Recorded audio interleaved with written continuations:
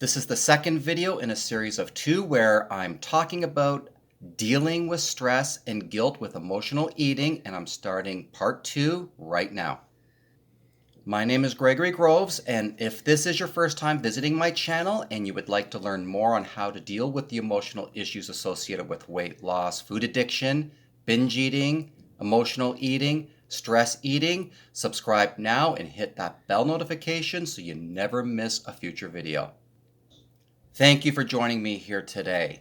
Last week, I started a new series talking about dealing with stress and guilt with emotional eating. And in part one of the series, I talked about how to deal with stress. This week, I'll be talking about dealing with guilt. Before I start, though, I want to be very clear here that I am not a psychiatrist, psychologist, or therapist of any kind, and I do not pretend or claim to be. The advice in this specific video, and any of my videos actually, should not be deemed as professional advice that you would get from those I mentioned professionals. I just wanted to mention that now. Okay, so what I'll be sharing here today is a basic version, again, of another coaching exercise that I do use with my coaching clients. So here's the exercise.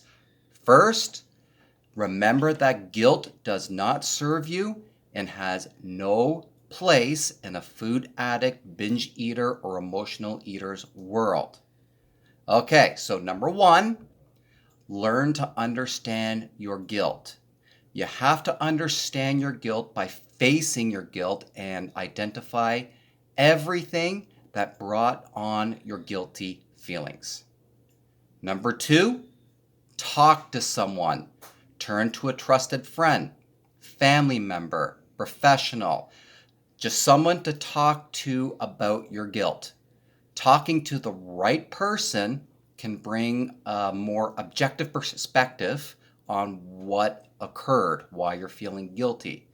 If you can't forgive yourself, more on that later, the guilt is getting worse, not better. Maybe it's time again to work with a professional. Number three, understand why you did what you did and be compassionate with yourself.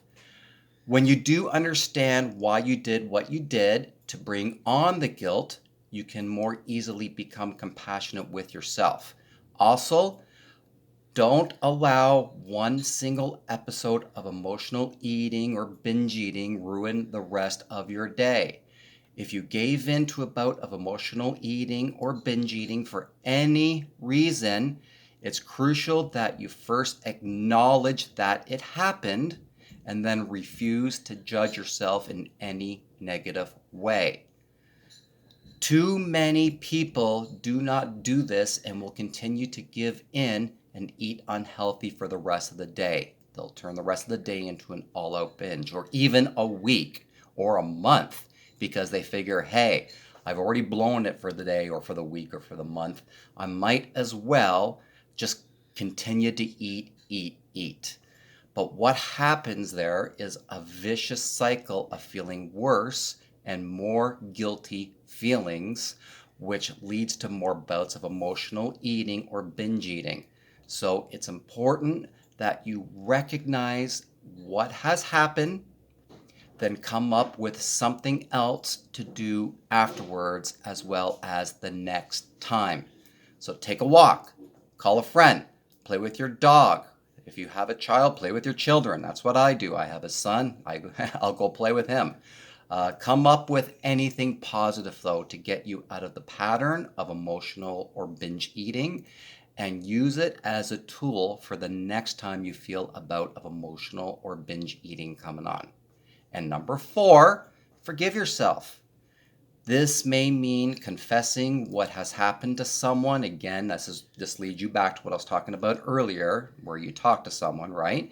So again, this may mean that you have to confess what has happened to someone else. From there, apologize to the other person, and more importantly, apologize to yourself. Just again, remember, Guilt serves no purpose. Guilt can lead to more bouts of emotional eating or binge eating, and that is never going to be the answer, as you know. To learn more about how to deal with the emotional issues associated with weight loss, food addiction, binge eating, emotional eating, stress eating, subscribe now. Hit that bell notification so you never miss a future video. Also, look for a new series next Monday. I post videos every Monday at 4 p.m. Eastern. And if you have any questions that you would like to me to answer, please leave them in the comments section below. As I've mentioned in past videos, I always do my best to answer them. Also, always feel free to share any other tips that you would like to share. Again, thank you so much for joining me here today, everybody. Have an awesome week, and please stay safe. I will see you all again next Monday.